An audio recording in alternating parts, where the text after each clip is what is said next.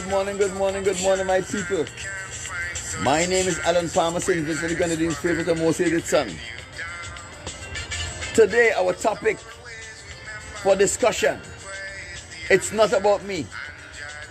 It is about the survival of the colony.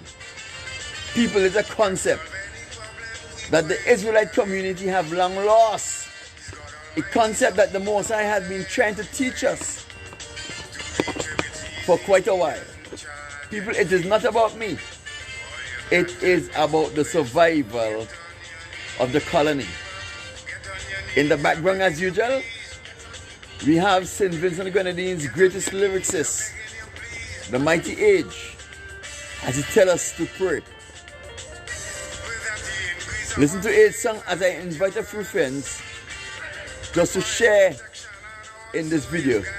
People, if you're going to hang out with me for the next couple of minutes, I would like for you to share this video. Share it in a group, share it in a room, share it in a page. And when you share it, tag someone in it.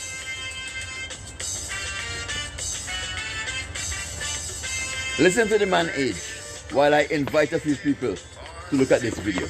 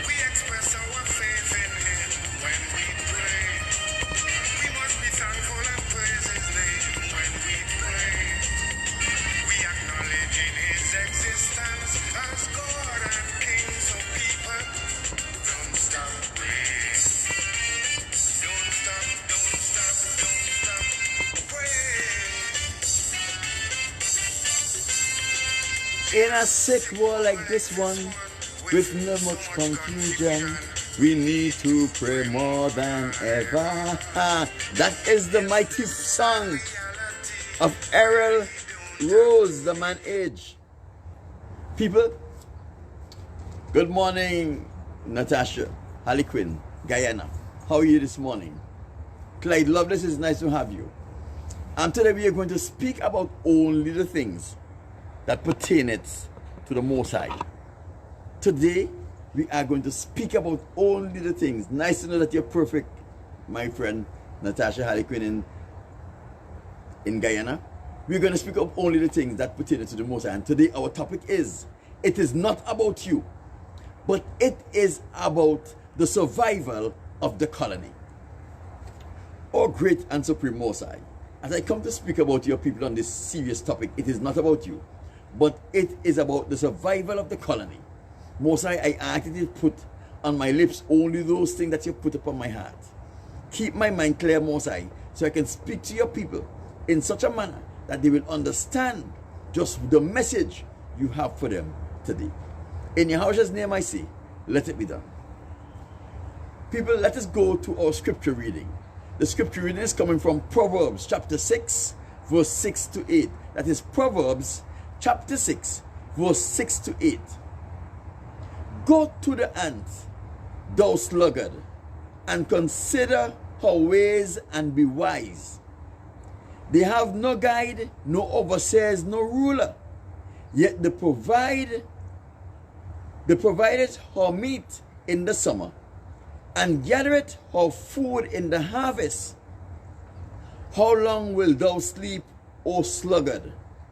When wilt thou arise out of thy sleep? So in Proverbs chapter 8, chapter 6 rather, in Proverbs chapter 6, verse 6 to 8, the wise man is taking us and he's asking us to observe the ant. And you're bringing some very peculiar qualities about the ant to us. The qualities that we should observe is that the ant has no guide. The ant has no overseer. The ant have no ruler. Yet they provide for their meat in the summer. And they gather their food in the harvest. And he's asking, how long, you sluggard, will you maintain in your sleep? When are you going to wake up from the sleep? People, it is very important that we get to understand what the author of this proverb is saying to us. About 2 years ago, I was walking along Grand Street and Grand Avenue, and on Grand Avenue, I saw a colony of ants busily working, and this was about in February or so. They were busily working along that ledge, and I did a video of it later, and I posted the video on Facebook and on YouTube.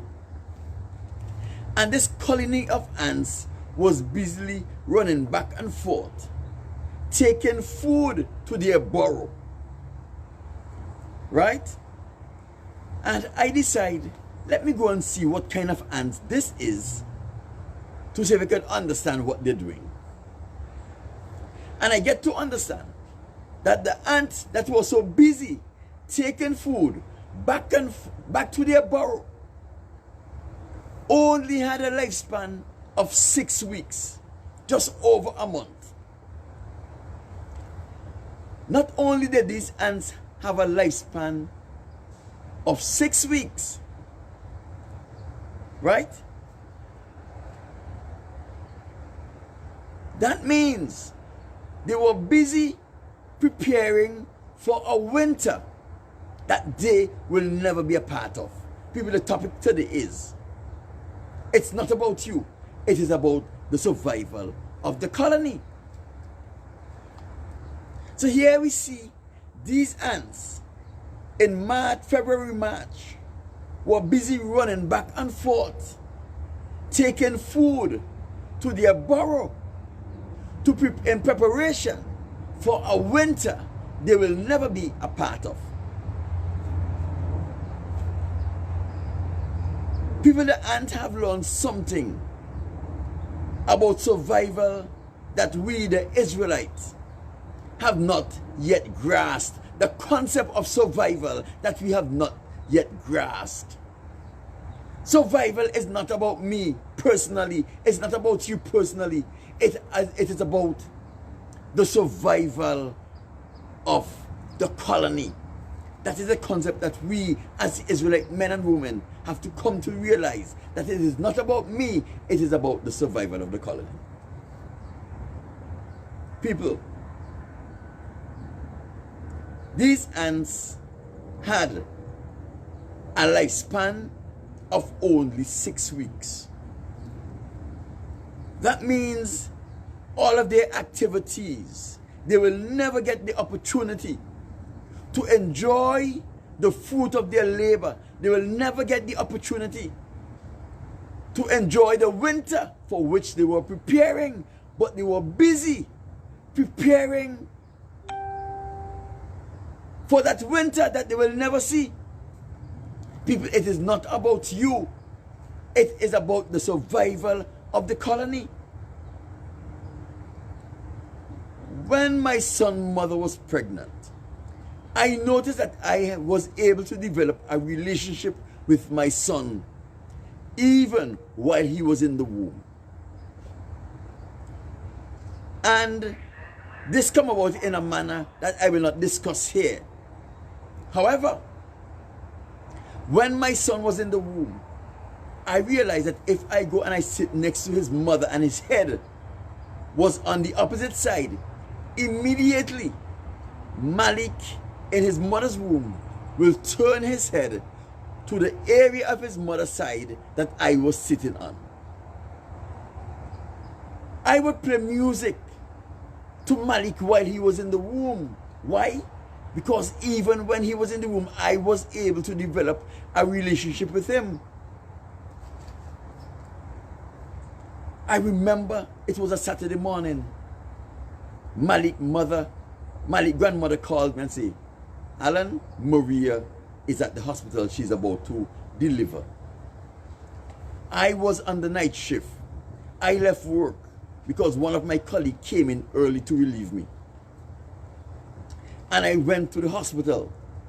As soon as I entered the maternity ward, the nurse who knew me very well, she said, Palmer, no need to rush. Maria is only 3 centimeters dilated. She have a couple hours to go before delivery.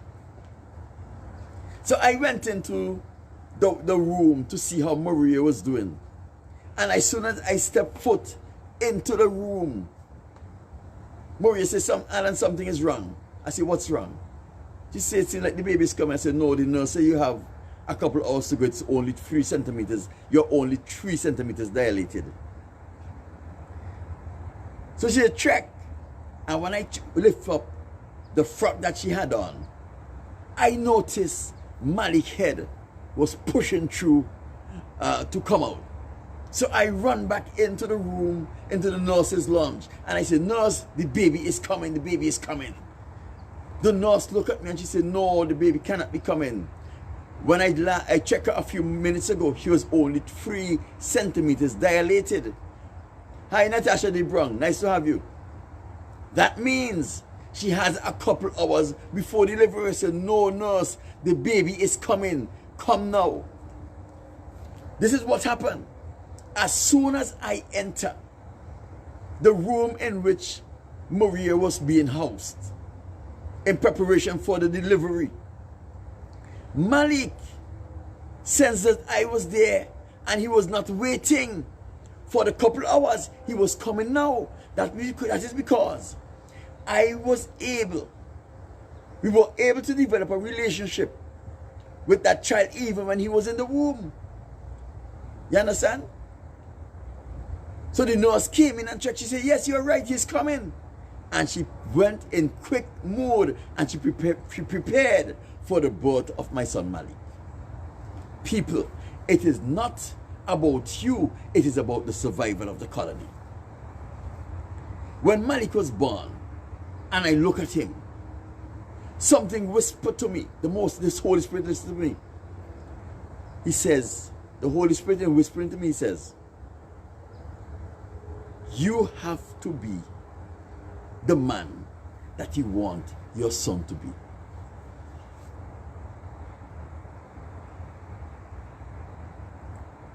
You have to be the man that you want your son to be. You have to live the life that you want your son to live. And right there, I understood the concept that it was not about me, but it was about the survival of my colony. It was not about me. And right there and then, I start changing the way I think. I start changing the way I behave. I start changing my perception of women, because I did not want my son to live the life that I was living prior to his birth. I want him to see a different man. It is not about me. It was about the survival of the colony. So therefore, my people, I changed the way I went about living my life, because it was no longer about me. I wanted to be and set an example for my son who have just born. And from that day, my life have never been the same. People like the ant who works tirelessly for its lifespan of 6 weeks to prepare for a winter that it will never experience. It is not about that ant. It is about the survival of the colony. The ant know that he has a role to play in the survival of the colony. The survival of the colony depends on two main things: the health and the safety of the queen, and the provision of every member, including the queen and the other members of the colony, in the winter. So if you prepare during the summer and the spring for the winter, it means that the queen will have enough food to eat. It means that the other members of the colony will have enough food to eat. And that is why that ant was preparing even for a winter that he will never be a part of, because it is not about that ant. It is not about those ants. It was about the survival of the colony. People, you may not understand the level of love that I have for my people, St. Vincent and the Grenadines. The people of St. Vincent and the Grenadines, I love my people dearly. But I know that a large cross-section of our community was damaged by rape and was damaged by homosexuality. There is nothing that I can do about it. But that is just the reality. That is just the reality of our country. And our people have been cultured into believing, our people have been cultured into believing that it is about me. And it's not about the future of the colony. It's not about the survival of the colony. So that is why you see men and women are willing to betray an entire generation in order to live good today. That is why men and women are willing to betray their families in order to drive about in a big car or to live in a big house, because they think it's all about them. They don't have the vision to see it's not about them, but it is about the survival of the colony. It's not about me, it is about the survival of the colony. And until we get that concept, we will always be betraying our people. We will always be shooting ourselves in our foot, because we think that it is all about us. It is not about you. It is not about me, but it is all about the survival of our colony. People, I was looking at a movie yesterday. It is a movie, a Chinese movie. And these Mongols invaded China. And they were assured that they would be established in China for quite a long time.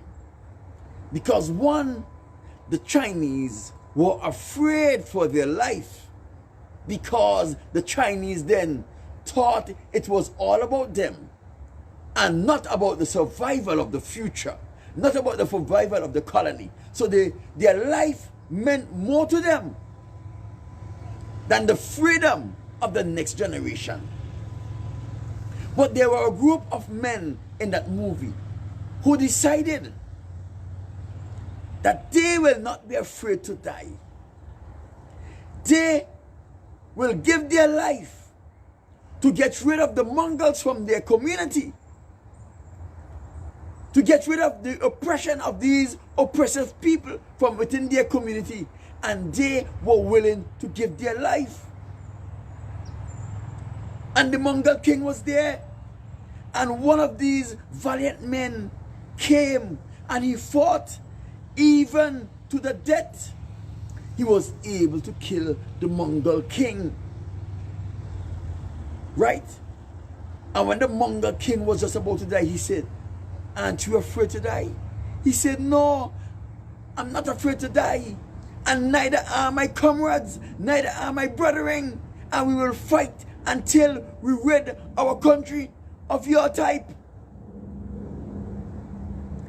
This man could have escaped with his life after he have killed the Mongol king, but he stood there and he died from his injury to prove that he was not afraid to die, to send a strong message.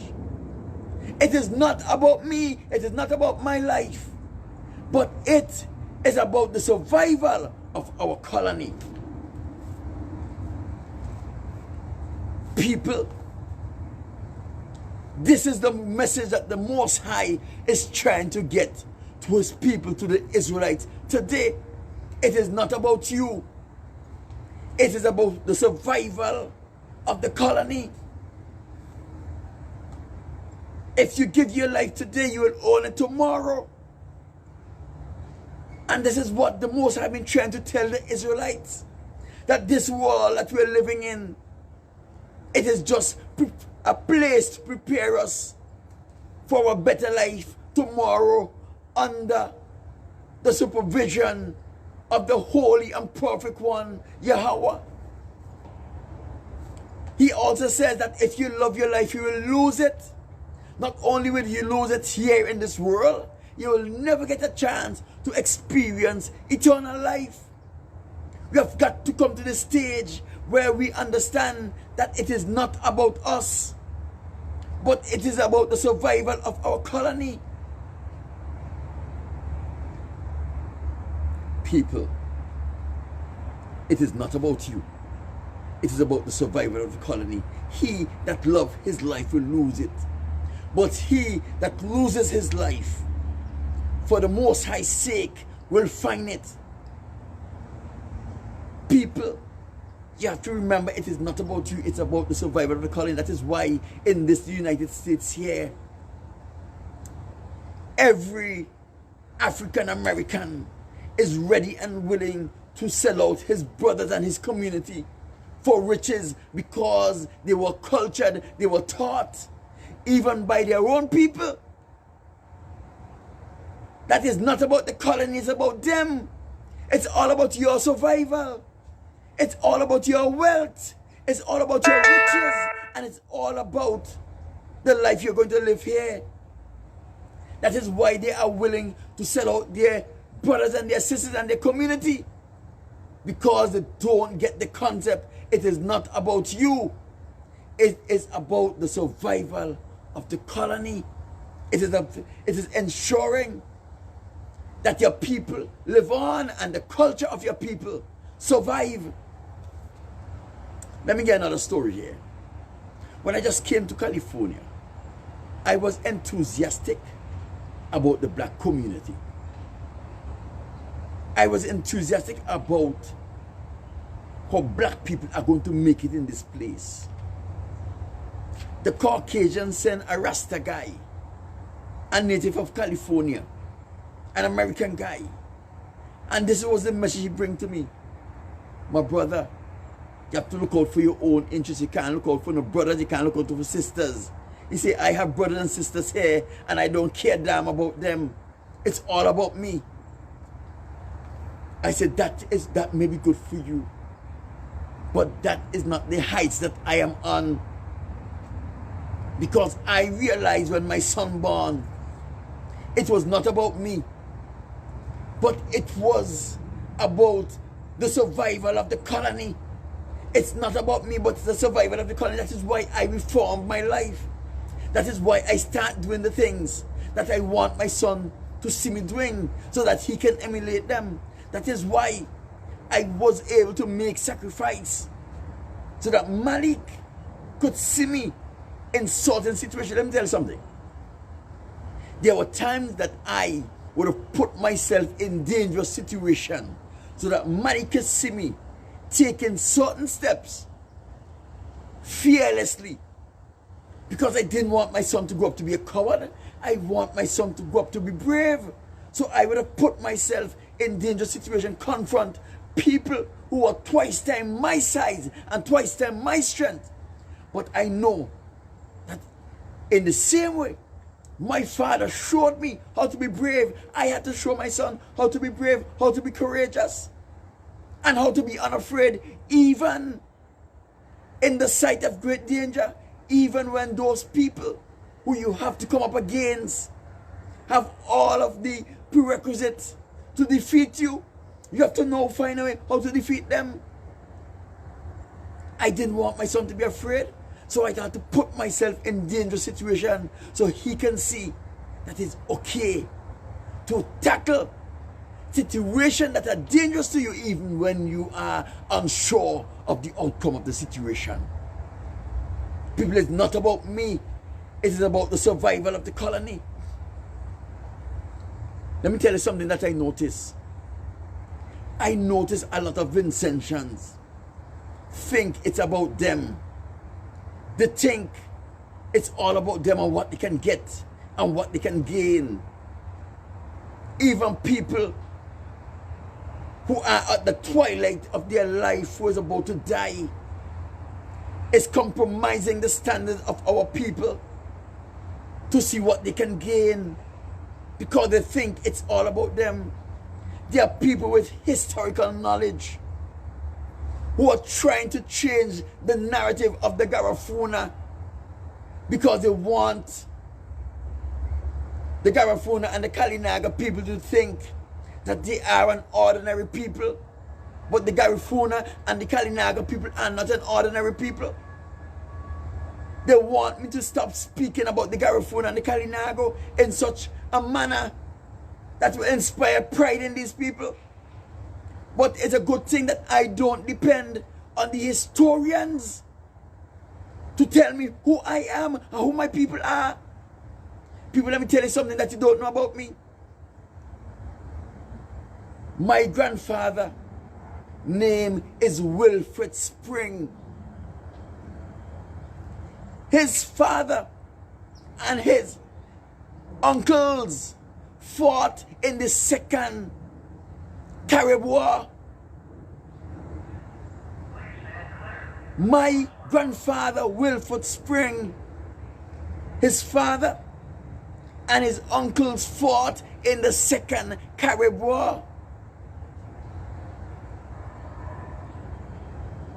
In 1798 or somewhere there. In 1902, my grandfather was among those people, Wilfred Spring was among those people who was not registered by the colonial government.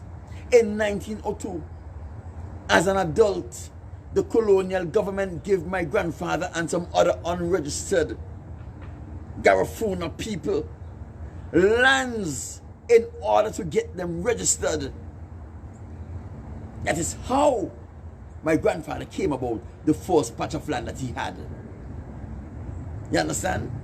My grandfather taught his daughter Verena Palmer, my mother, because she was his eldest. He developed a relationship with her, and he told her all of the stories about the war that was told to him by his father and by his uncles. My grandfather used to tell me those stories, but I was too young to understand them. I could always remember Papa Spring. I could always remember Papa Spring telling my mother, make sure you tell him the stories. Make sure you tell him the stories. My mother was telling me these stories since I was a kid. She said, you won't understand them now, but they will come, they will make sense to you later. She used to tell me that. You won't understand them now, but they will make sense to you later. And they made sense to me later. People.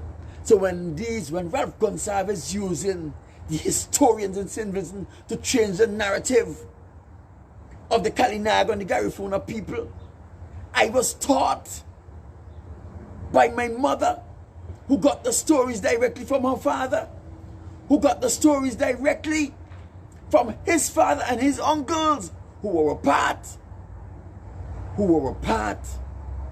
of the last Carib War. So I'm not relying on any historians to tell me what happened. Things that they don't know. Stories that they don't know. I know because I remember them. They came back to me. Do you think I'm going to rely on any historian to tell me who I am? Who my grandfather Wilford Spring was? Who his father and uncles who fought against the British in 1798 was? No. They told their son Wilford Spring. Wilford Spring told his daughter Verena Palmer, my mother, who told me those stories. They are right here. You can't take them away from me. You can't take them away from me. I'm not depending on any doctor or any professor to tell me who I am. I know who I am. I know who I am. I know where I come from. I know the stories I have. I know what similarities Greg's and Rosal have. They are all mountain ridges. I know that when Chatteryear was defeated, the Garifuna run to Greg's and the Kalinaga run to Rose Hall. Mountains, mountain ridges, dense mountain ridges. I learned that from my mother. I learned that from my mother, whose father told her that. If you go to Kittels now, if you go to Maracaibo now, you'll find one of my uncles, one of my grandfather's son, who went to England, and on his return from England, went back to the back roads of St. Vincent and the Grenadines that his father, Wilford Spring, taught him as a boy. He can be found back there today because he know that whole area like the back of his hands. You go and ask him, Mr. Spring back there, and his brother Spring, who is now in Kittels. I don't need you to tell me who I am. I don't need you to tell me of the stellar history of the Garifuna and the Kalinaga people. I got it from the direct source. The stories just told to me as they were told to my grandfather Wilford Spring, as they were told to my mother. You understand? No historian is going to tell me who I am. I was fortunate enough. I remember when my grandfather took ill in his old age. He went into a coma. And my mother took me to the hospital to see him. She lifted me up and she said, look at him. Look at him good. Look at him good. Never forget his face. That is your grandfather. You understand? She was proud of who her father was. That's a man whose father escaped death and run into the mountains and make his way back to the Oria Mountains, back to Fancy Mountain. And they lived there for quite a while until the volcano blew in 1902. Then they come out of hiding. They come out of hiding, and the colonial government says, listen to me. We don't know who you are. You don't have a board paper. You don't have anything. Come out from there. Live here. We'll give you this land. We'll send over these lands to you. But you just have to become registered with the government. And that is how my grandfather, Wilford Spring, was able to get a board paper. That is how my grandfather, Wilford Spring, was able to be registered. You understand? So no historian is going to try to hide the truth from me because he went to school. I went to the school of tradition, where our foreparents handed down the stories from generation to generation. I will hand down those stories to my children, and I hope that they will hand it down to their children. So when I write, I am not writing because I read. I writing because I learn from my parents. I learn from my mother. I learn from my father, who was also Garifuna, who taught them, dear Father, people, they can't change the history of St. Vincent, the Grenadines, the Garifuna, and the Kalinaga people as long as I am alive. You understand? As long as I am alive. My Wilford Spring wife was not my mother, my mother's mother. Used to always ask, what you and Tantan, my mother, has so much to talk about. Why you all speaking so long? Those are the times when my grandfather is handing on those important stories that he wanted to live. I guess that is why he's always told my mother, make sure you tell him those stories. Make sure you tell him those stories. I remember I was very small. I couldn't comprehend the conversation properly. One time my mother told him, he too young, he would not remember them. He said, no, tell him still. He would remember. They will make sense to him. They will make sense to him. A time will come when all of these stories that you're telling him will make sense to him, even though he don't know what you're saying. It will make sense to him. It was important that my grandfather, it was important to my grandfather that my mother told me the stories that he had handed down to her. He entrusted those stories to her, like his father entrusted those stories to him. He entrusted it to my mother, who then entrusted them to me. That is why I am fearless. You understand? My mother taught me about who I am and who my foreparents are, and she also taught me about the Most High. She also taught me about the Most High. So people, remember, it's not about you. It is about the survival of the colony. My grandfather understand that concept. That is why he wanted the stories to be handed down. Many people from his generation refuse to talk about their experiences, refuse to share the stories that were handed down to them, to take the legacy of the Garifuna and the Kalinaga people into the next generation. My grandfather knew it was not about him. It was about the survival of the colony. And that is why he ensured that his daughter taught me those stories that she told him. I am not dependent on a historian to tell me who I am. My grandfather was careful in ensuring that he handed down those stories to us. Hello, Wanda. As I told you before, the mountain of Briggs and the mountains and Rosebank have something in common. One was where the escape Kalinaga ran to. The other was where the escape Garifuna ran to. They can't tell you that because they don't learn that. They can't learn that unless it was handed down to them by the foreparents. You understand? These are a lot of things that they're right here. They're right here waiting to come forth. So people, it's not about you. It's not about you. It is about the survival of the colony. And if you can't die to ensure that the next generation survive, if you cannot die to ensure that the next generation to survive, then you are making it all about you. But it will never ever be about you. Let me tell you what the Most High says.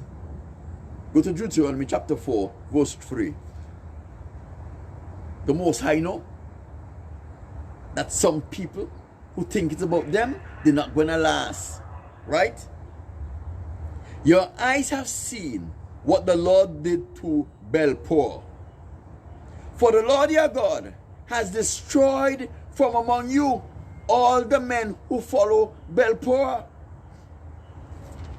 Let me tell you, people, the Most High understands it is not about you, it is about the survival of the colony. So if you want to make it about you, and you want to betray your people, you want to betray the legacy that the Most High have for his people, and you're going to make it about you and become a betrayer, the Most High is going to take you out of the way. Because it's not about you, it is about the survival of the colony. It is about the survival of the Israelite. The Most High said in Genesis chapter 15 that he is going to make the seeds of Abraham a great people that numbers like the seeds of the stars of the skies, and as the sand on the seashore. People have to remember that the Garifuna and the Kalinago are Israelites. They are full-blooded Israelites. Israelites from two brothers. People, you don't understand the history, you know. Listen, I don't want a historian to tell me who the history is about my history, you know.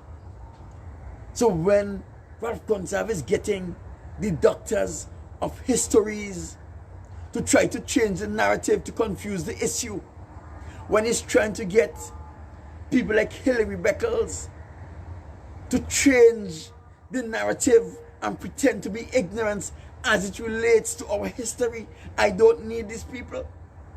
Because I have a grandfather whose father fought in the last Carib War, who handed down his stories to his son. His uncles taught him and show him what happened. Tell him of the way of life of the Garifuna and the Kalinago. And my grandfather ensured that he told his daughter, Verena Palmer, and he instructed Verena Palmer to tell me those stories.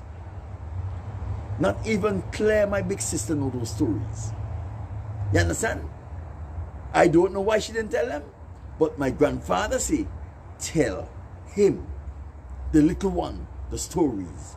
So I don't need any historian to tell me who I am. You understand? I have the stories right from those who experience it, who lived it, and no school could teach you that. People, you as Vincent Shanti don't understand your legacy. You don't understand the history that they're trying to now distort, they're trying to hide from you. You are a valiant people. You come from a people who are valiant. You come from a people who fought off foreign entities for almost 300 years. They had their muskets, they had their cannons, they had their rifles. Your foreparents with bow and arrow and spade won the war, won many wars. They had to separate us. They had to divide us to win a war. And they not only divide us, right? They had to divide us to win that war. That is why the Kalinago run to Greg's, and the Kalinaga run to Rose Hall Mountain, and the Garifuna run to Greg's, because by then we were divided as a people. People, we cannot let the Caucasians, we cannot let the Edomites divide us again right now, because it's not about you, it's not about me, it is about the survival of the colony. Like the ants who work tirelessly to prepare for a winter that it will never be a part of. You as a Garifuna, you as a Kalinaga, you as a Vincentian has an obligation to the future to work tirelessly to ensure that the next generation survive, not just survive in life, but survive with the tradition that our foreparents hold close to us. Not survive as homosexual, not survive as rape victim, but survive as a people who is willing to kill rapists and is willing to kill the homosexual when they bring their nastiness to our doors. We have to come to the realization where we understand it is not about us, but it is all about the survival of the people, the survival of the colony. O great supreme and sovereign Most High, as I'm about to wrap up this short message, let the people come to understand that it is not about me, it is not about you, but it is about the survival of the colony. Like those Israelites of the past who thought it was about them and who worshipped the false god and tried to change the way of life of the Most High people, they will be destroyed, because it is not about you, it's about the survival of the colony. Father, those people in the Grenadines who are willing to betray an entire generation to get a big house, to drive around in a car, Father, let them come to the realization it is not about them, it's about the survival of the colony. And if they don't change, they will die to ensure that the colony survive. In Yahushua's name I say, let it be done. People, don't forget, you are Garifuna Kalinago. You are Israelites. You are the ambassador of the Most High. So when you go out there today, be the ambassador that the Most High called you to do. Enjoy the song of the manage as you speak about prayer.